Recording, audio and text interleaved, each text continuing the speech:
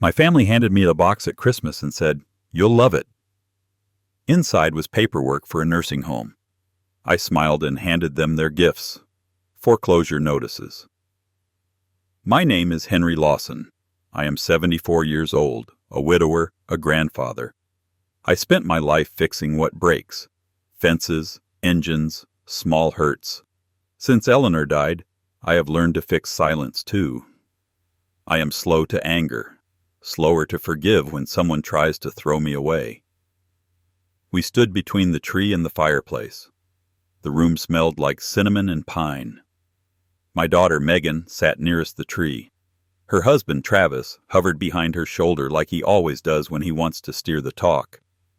My grandson Owen rolled a toy car across the rug. He did not look up. He felt the air shift before any of us said a word. I set the box lid back down and pressed the corners flat. The brochure on top showed gray-haired people smiling by a window. Someone had already filled in a few lines: my name, my birthday, my address. Megan touched my sleeve. "Dad, please don't be upset." We thought. "I'm not upset," I said. I kept my voice even. "I brought gifts too." I handed Megan an envelope with her name on it, then one to Travis. I had written their names last night at my kitchen table. The lamp hummed. Eleanor's photo watched me from the shelf. No bows, no note. Travis weighed his envelope like he could guess the contents by touch. "What is this?" he asked. "Something practical," I said. He slid a thumb under the flap. He glanced at the first page and lost his smile. Color drained from his face. Megan leaned in, then drew back like the paper had burned her. "You can't be serious," she said. I closed the nursing home box and placed it on the coffee table. My palm rested on it for a moment. It felt light. Lighter than a decision like that should be. "Why would you do this, Dad?" Megan asked. "On Christmas?" "You told me I'd love what you had for me," I said. "It seemed fair." Travis wet his lips. "We were trying to help," he said. "The house is too much. You know that. It's a lot of work. And you get confused sometimes." I looked at Owen. His car clicked over a seam in the rug. Small sound. I thought about the nails I drove into the studs of the house Eleanor and I built. The last coat of paint I put on the porch before the first snow. Her mug still on the counter, though I do not use it. I thought about the word confused. How easy it is to use when you want control. "Who told you I was confused?" I asked. Travis did not answer. Megan stared at the tree.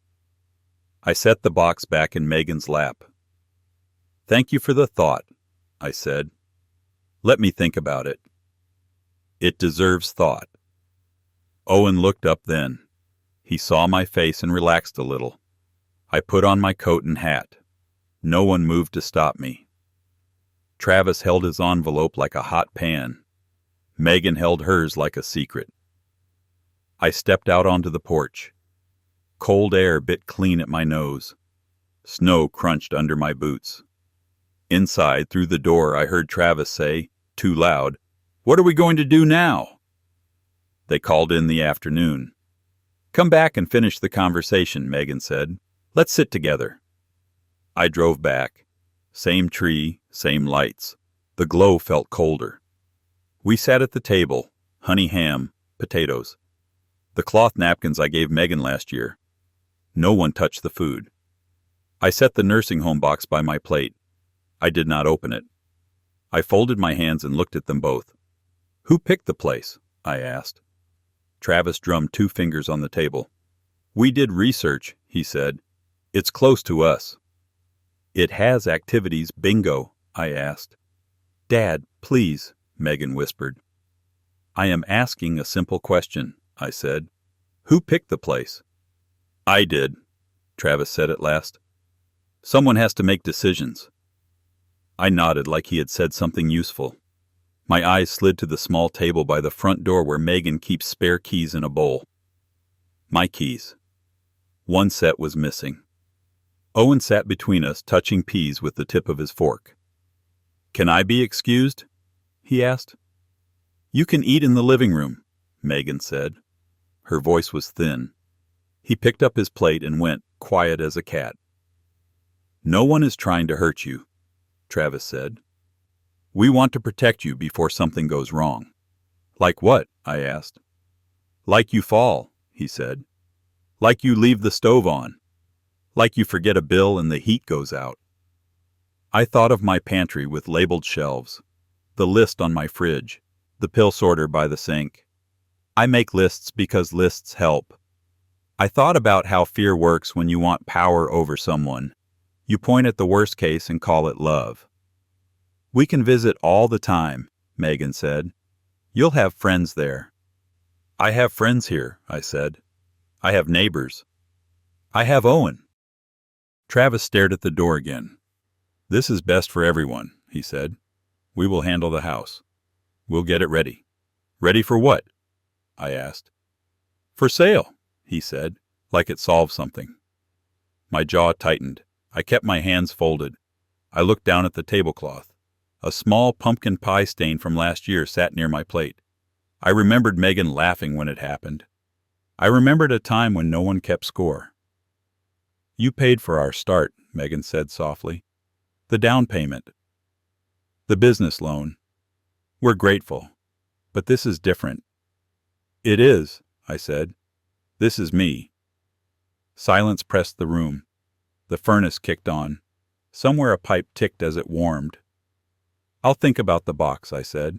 "I won't promise anything tonight." Travis made a dry sound. "We need an answer by New Year's," he said. "There are appointments." I stood. "Then you'll hear from me by New Year's." I reached for the spare keys in the bowl. My fingers closed on nothing. One set was gone. I looked at Travis. He stared at the ham. I left the box on the table. I put on my coat and walked to the door. Chairs scraped behind me. No one followed. Outside, the sky had gone pale. I sat in my truck for a long breath, hands on the wheel. As I turned the key, my phone buzzed with a new alert from my home thermostat. By the time I got home, the house felt wrong. Not broken. Tilted. The porch light I set to a warm glow was off. The heater hummed weak. Cold air lay along the hallway. I checked the little bowl by my door. My spare keys were gone. I keep a second set in the top drawer by the stove. Gone too. I stood with one hand on the counter, the other deep in my coat pocket.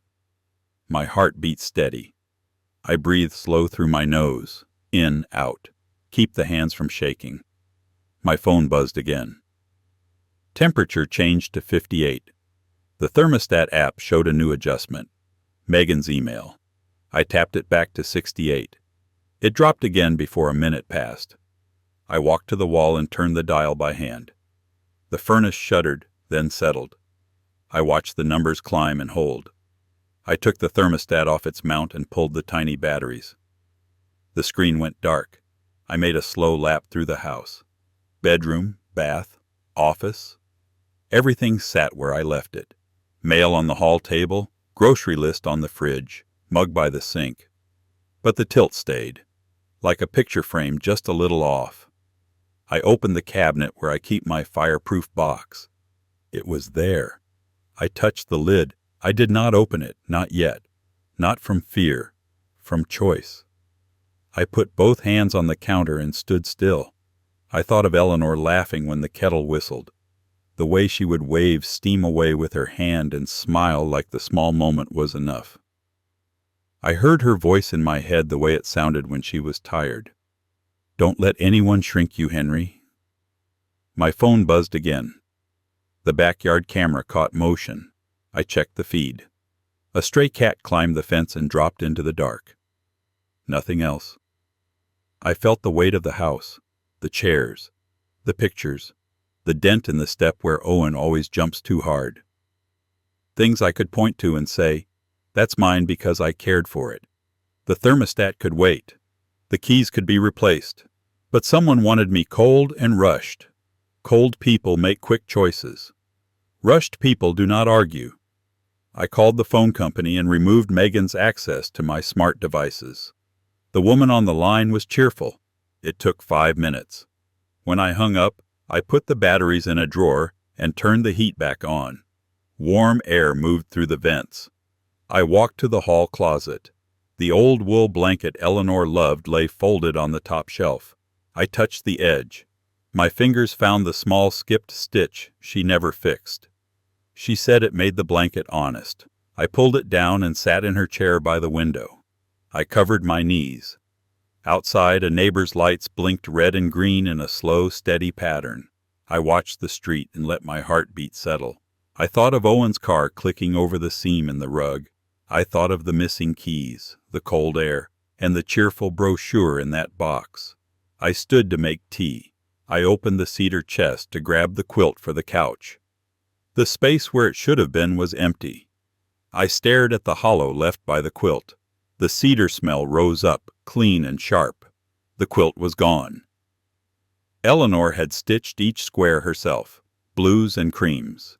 She called it our cold water, warm hands quilt. We wrapped Owen in it the week he came home. I checked the guest room, the closet, the linen shelf. Nothing. The wool blanket was still on Eleanor's chair, but the quilt, the one that mattered, was gone. I sat at the desk in my small office and woke the old computer. It groaned to life. I opened the browser and typed the name of the marketplace Megan uses for everything.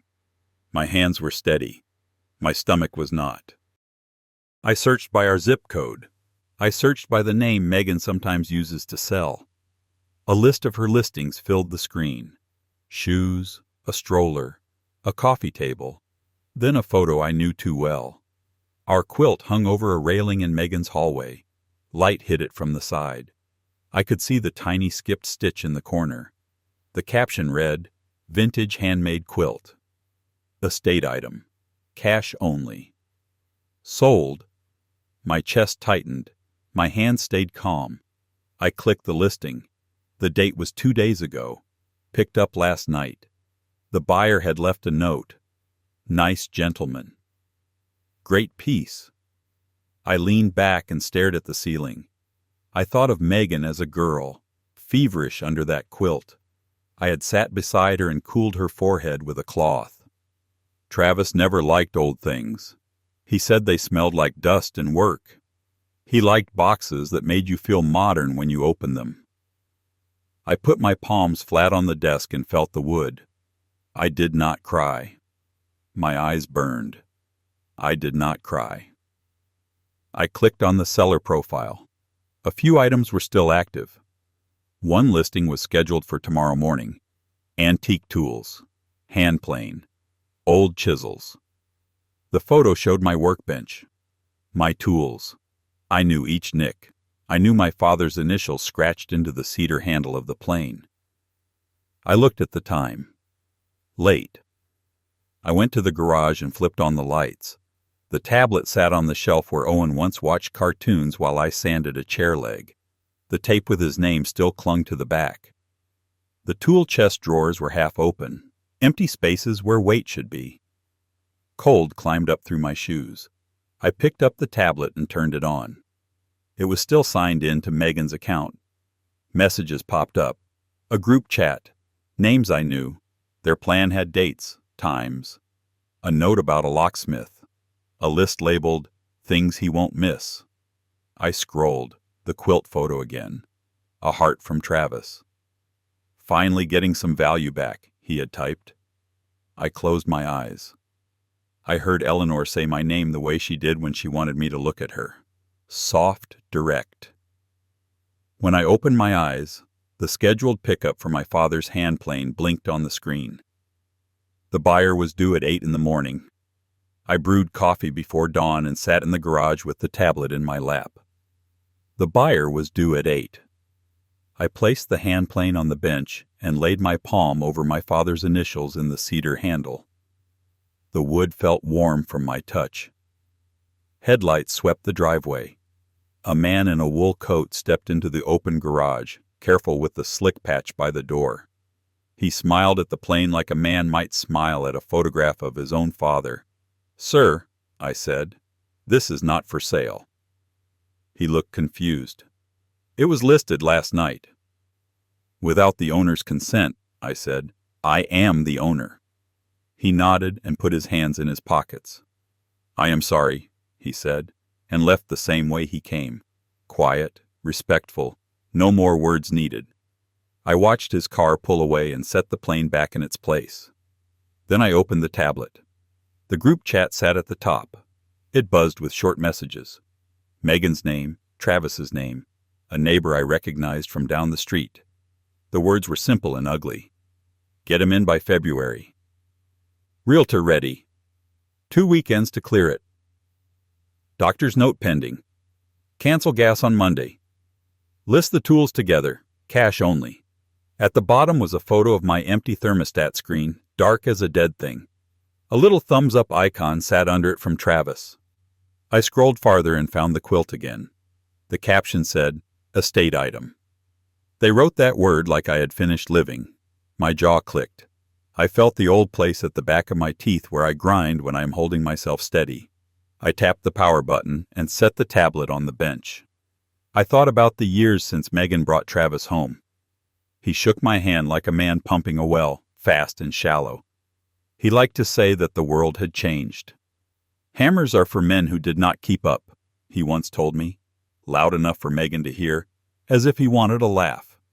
He was careless with my tools, careless with my time, careful only with my wallet. Every barb found its mark. I swallowed them to keep the house quiet. Megan laughed easier when he was fed. I looked at the plane, at the shelf where Owen used to sit and watch cartoons while I sanded a chair leg. Something settled in me. Slow, solid. I walked back into the house and called the number I had for Megan. It rang and rang. I ended the call and poured my coffee down the sink.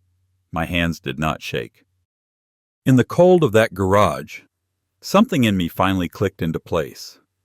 I had swallowed Travis's jabs for years so Megan could smile at dinner. But the quilt Eleanor stitched and the plane my father held were not chips to cash. They were lines. I set the tablet down and felt the old steadiness return. The same steadiness that built this house board by board and kept it standing after I buried my wife. They wanted me quiet, rushed, and simple. I chose slow, clear, and firm. I would not leave my table or my tools. I would not be moved out like unwanted furniture. I'm going to teach them what a boundary feels like. They are going to feel boundaries everywhere. My revenge will be there, and there will be only justice in it. And it is about to hit them really soon. You will not want to miss it. But before we continue, please subscribe to the channel and write in the comments what time it is where you are now. They came before noon. 2 officers at the door, hats damp with melting snow. Behind them, I saw Mrs. Haley from the church and Travis near the curb, pretending to check his phone. I could hear his voice in the pair of them, even with their polite faces. "Sir," the older officer said, "we received a request for a wellness check." I opened the door all the way. "Come in out of the cold." They stepped into the entryway and stamped their boots. I kept my tone plain. "Coffee?" "No, thank you," he said. His eyes did a quiet sweep without moving much. Pantry door ajar, labels on the shelves, pill sorter on the counter, full for the week. A calendar on the wall with 2 boxes around Tuesday, one for my doctor, one for the repairman who still has not fixed the back fence. "How are you managing?" he asked. "I get up early," I said. "I cook what I can. My neighbor's boy shovels the walk because my hip argues with me. I pay him fair. I host soup twice a month. Folks bring bread." He looked at Mrs. Haley. She cleared her throat. "Henry, people are only worried," she said. She could not hold my eyes for long. "We heard you were leaving the stove on." I walked to the stove and held up the timer I use. It was bright and simple. It beeped after I pressed a button. "I like tools," I said. "They help me work." The second officer's gaze fell on the framed photo above the stove. Eleanor in her garden, hair tucked behind one ear, smiling like she was telling me a secret. His face softened a little. "We just want to make sure you feel safe," he said. From the porch, Travis raised his voice so it would carry. "He is not safe here." I kept my back to the door and spoke softly to the officer. "The danger is not the stove," I said. He watched my face for a long second and nodded. He left a card on the table and touched the brim of his hat. "Call if you need us," he said. They stepped back into the cold. Mrs. Haley would not meet my eyes. Travis leaned toward the door. "You are making this hard," he said. It was not loud, it was sharp. "Hard is coming," I said and shut the door. I stood in the quiet and listened to the house breath in the heat I had reclaimed. Somewhere down the hall a floorboard popped, as if the old wood agreed. I drove to Megan's place while the school line coiled around the block. Cars idled. Children ran hats to their heads and stamped their feet to make blood move. Megan's porch had a wreath big enough to hide behind. The old truck I had loaned Travis sat at the curb with salt on its fenders. I had given him that truck during the first year of their marriage to help him get to meetings. He called it a relic and took it anyway. I parked behind it and sat for a moment with my hands on the wheel. I remembered the first dinner with Travis, the way he said grace like a performance, and then spent the meal counting the ways modern men were smarter than men who swing a hammer. He made jokes about my hearing in front of Megan. He called me sir like a tease. After each jab, he would glance at her to see if she laughed. She did. I swallowed hard truths to keep that laugh alive. A knock on my window. Megan. Her scarf was wrong for the weather, thin and pretty, not warm. "What are you doing here?" she asked. "Taking back what is mine," I said. "That is Travis's truck," she said. "It is my truck," I said. "I loaned it for a season." "The season has ended." Her mouth opened, closed. "At least talk to him," she said. "No," I said. "Keys." She looked over her shoulder toward the school doors. There was a tremor in her hand. She pulled the key from her coat pocket and placed it in my palm. "We were going to bring it back," she said. It was not true. She did not even try to make it sound true. "Tell Owen I will see him this weekend," I said. "You are hurting us," she said. "He is going to be furious." "Fury is his first language," I said. "It is not mine." I started the truck. The engine turned over like a man clearing his throat. Megan stepped back. I pulled into the stream of cars and kept my eyes on the road. In the mirror, I saw Travis come down the steps 2 at a time, jacket open, phone in his hand. His face was red and small at the same time. He did not catch me. I drove the truck straight to my house and parked it where it used to sit. Under the maple Eleanor had planted the year Megan was born. I turned the engine off and felt my heartbeat ease. That night, I pulled Eleanor's recipe box from the pantry and set it on the counter. The cards were soft at the edges. I chose the soup she always made the first week of heavy snow. I chopped onions slow until the sharp smell made my eyes water. I set a big pot on the stove. I wrote a note and slid it under my neighbor's doors. "Supper at 6. Come if you can." People came. The deacon from church. The kid who shovels my walk. Mrs. Haley, red in the face, baked beans in her hands. 2 veterans I meet for coffee on Tuesdays, both quiet men who worry less when they are not alone. Owen slipped in behind his mother's back and took the seat by the window. He kept his coat on and smiled small. I hung a small wooden sign above the stove. I had carved it. The winter Eleanor's hand started to shake. Her name sat in the center. Under it, I burned the words. "Her table stays open." We ate and told simple stories.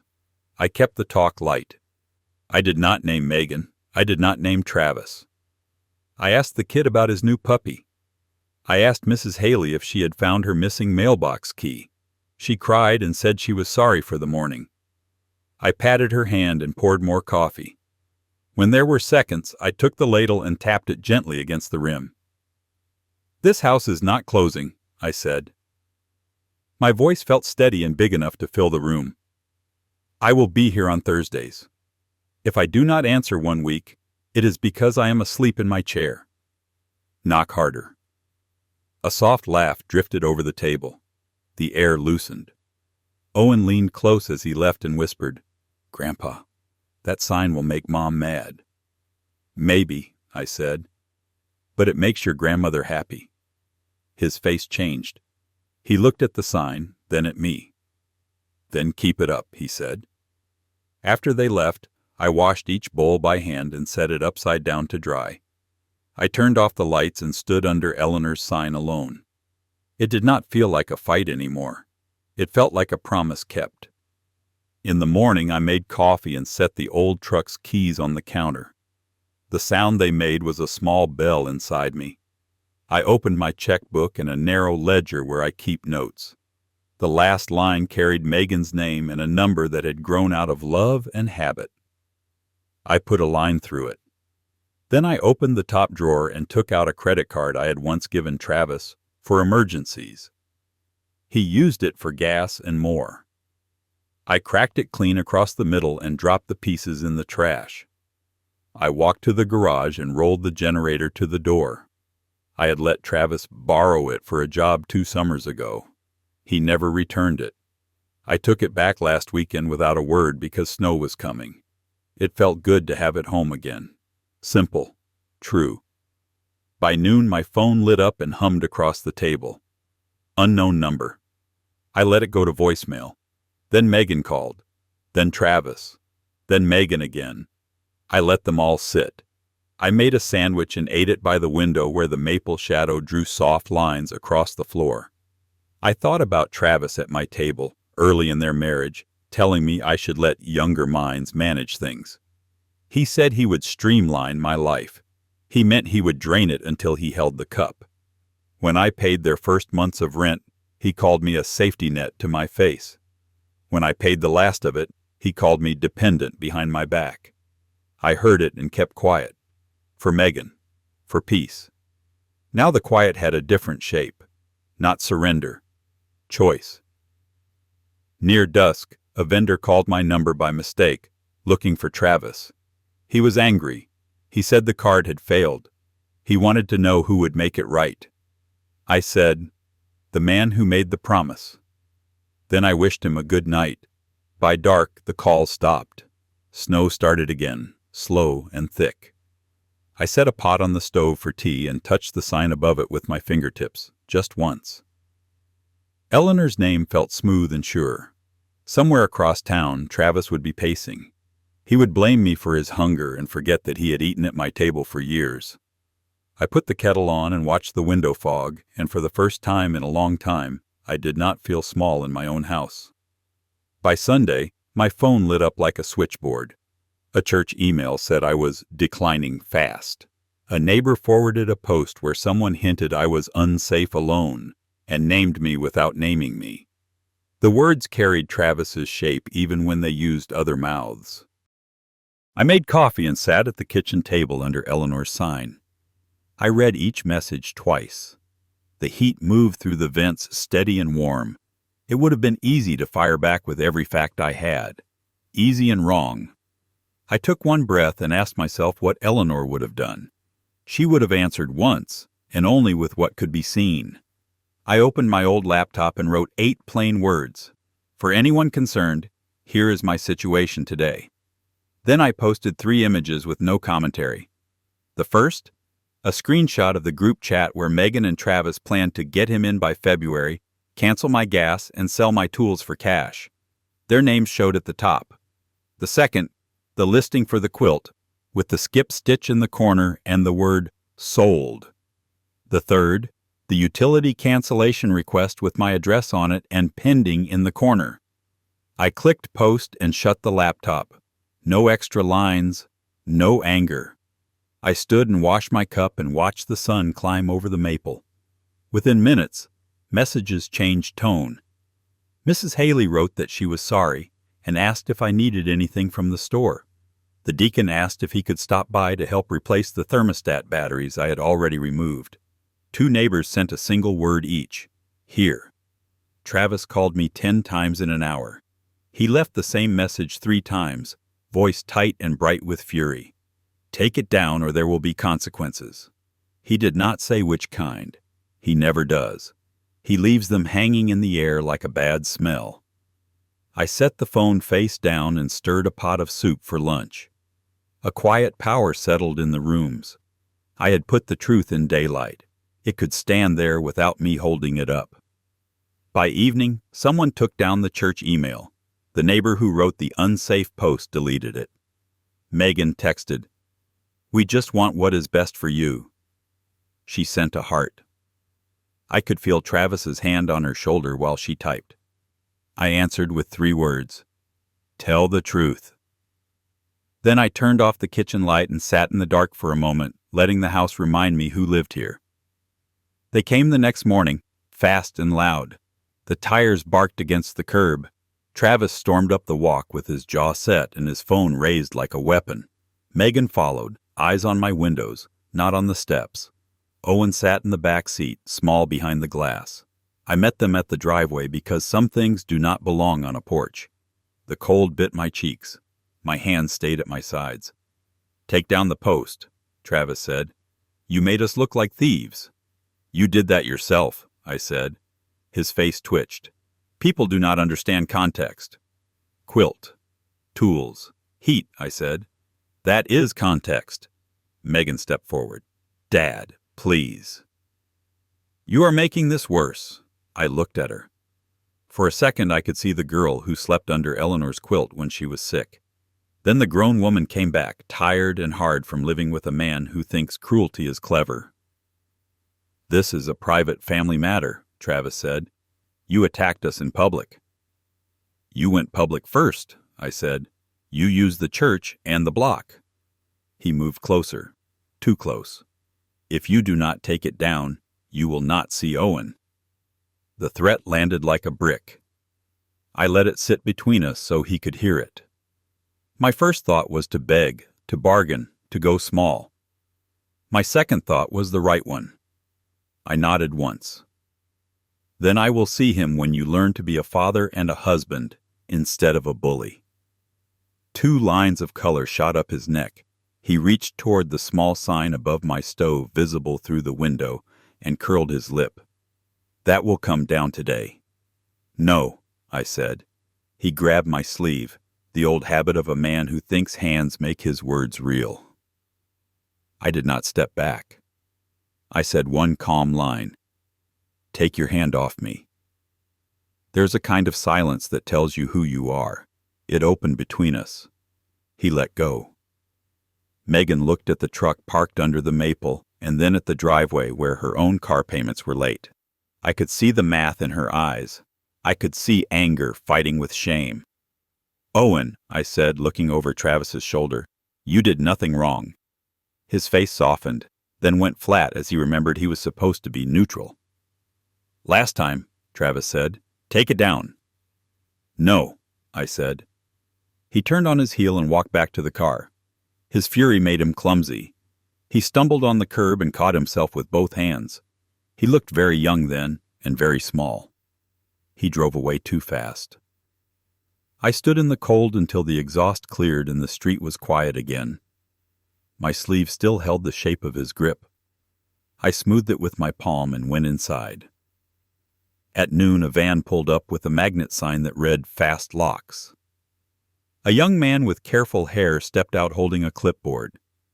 He glanced at my door like a hawk. "Work order for a lock change," he said. "Says the owner is being moved." "I am the owner," I said. "No move." He shifted, uncertain. "The note says family authorization." I opened the door wide. "Come look," I said. "Just look." He hesitated, then stepped into the entry. Warm air met him. The house smelled like onion and thyme from last night's soup. Eleanor's photo hung above the stove. The sign with her name caught the light. The table held clean bowls turned upside down on a towel. A calendar on the wall had today circled with, "Call Owen about science fair." Neighbors' voices drifted from the street. The deacon waved as he passed with his dog. Mrs. Haley called, Do you need anything?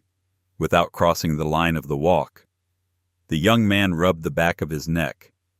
This does not feel like the story I was told, he said. It is not, I said. He looked at the clipboard again and sighed.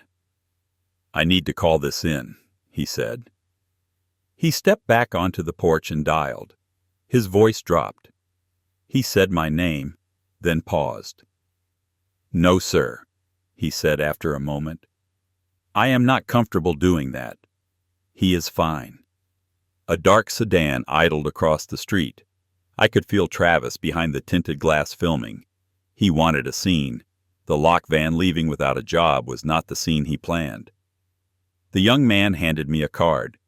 If you ever need help, from you, not from them, call me, he said. Thank you, I said. Would you like a bowl of soup to go? He blinked and then smiled, a real one. Yes, please.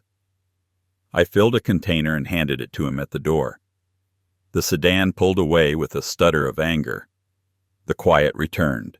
I closed the door softly and leaned my forehead against the wood for a second. It felt solid, the way a home should. I did not want more fights. I wanted witnesses. There is a difference. That afternoon I asked 3 people to stop by. The deacon, the boy who shovels my walk, and Mrs. Haley. I did not give speeches. I opened cupboards.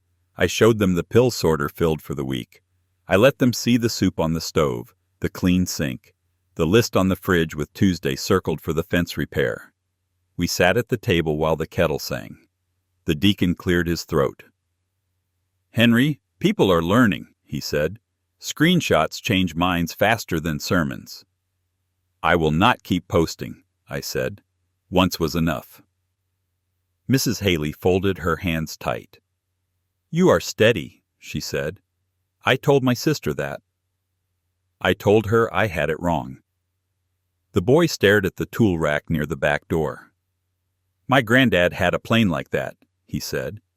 He would not lend it to anyone. He was right, I said. They each took a scrap of paper and wrote a line with their names, simple as a grocery list. I saw. He is fine. He is cooking. He is organized. They took photos on their own phones because people believe what is on their own screens. No drama, just quiet eyes and simple words. When they left, the older officer from the wellness check called me back. He said, We had a few more calls. We told them we had already been out. We told them you were doing fine. If anyone tells you otherwise, give them my name, thank you, I said. I hung up and stood under Eleanor's sign. The house felt like a person who had straightened his shoulders. I had not won anything yet, but the ground under my feet no longer tilted. I wrote one more line on the calendar. Thursday, supper. Then I set another bowl to soak and watched the daylight climb the wall. By midweek, the calls from numbers I did not know picked back up. Not threats this time. Collection voices, tired and efficient, asking for Travis. I told them I was not his ledger anymore. I wished them a decent day and ended each call with the same calm line. I hope he pays you soon. A tow truck rolled past my window and stopped 2 houses down. It took a white pickup with a graphic for Travis's business on the door. The sound of the chain clanking against the bed carried clean in the cold air. I watched without smiling.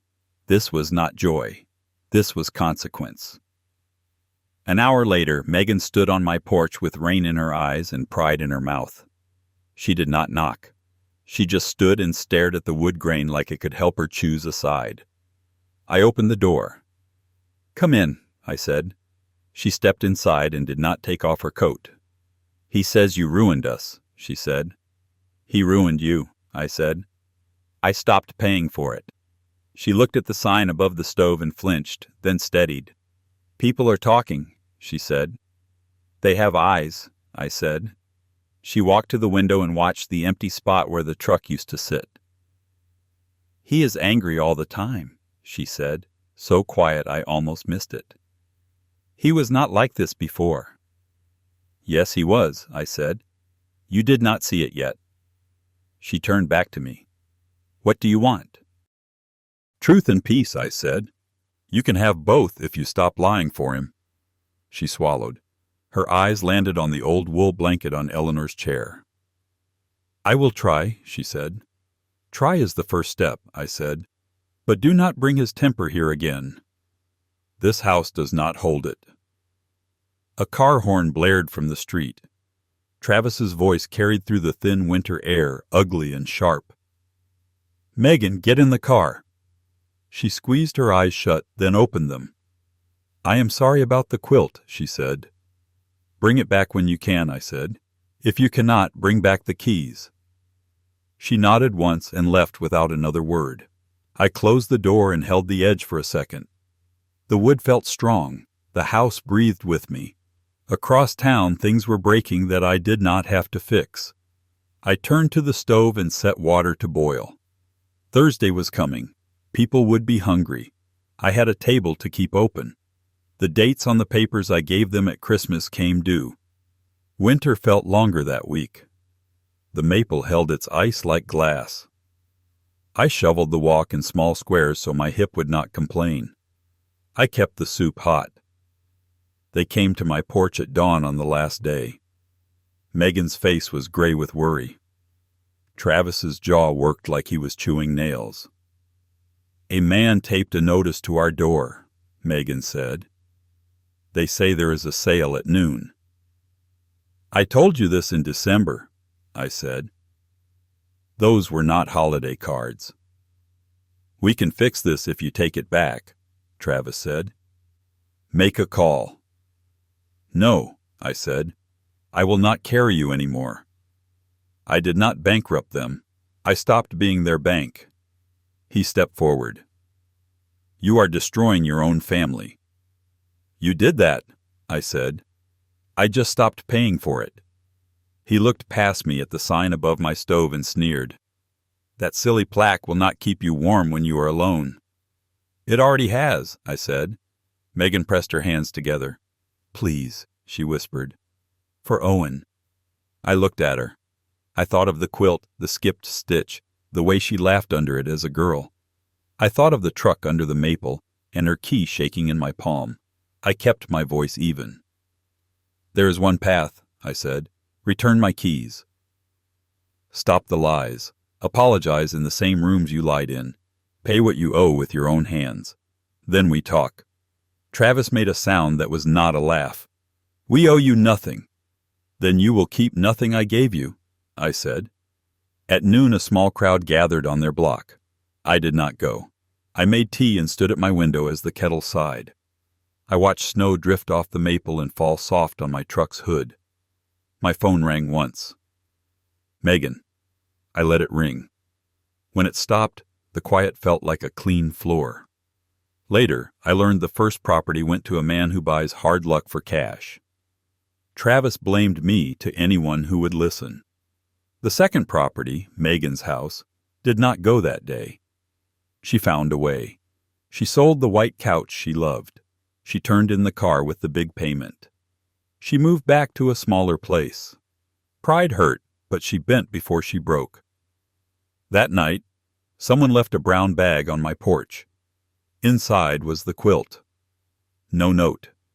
I held it against my chest and felt the stitch under my thumb. It warmed me more than any fire. The next week I changed the locks. Not a drama. Just a screwdriver, a slow turn, a simple decision that did not need witnesses. I set a new code on the back door that only I knew. I placed the old keys in a jar by the stove and screwed the lid on tight. I hung the quilt where the morning light could touch it. The blues and creams looked like winter water, the way Eleanor said they would. I made oatmeal and ate it by the window. The house felt taller. By noon, the Veterans Coordinator stopped by with a box of pantry staples and 2 stories I had not heard yet. We set a date for a proper supper.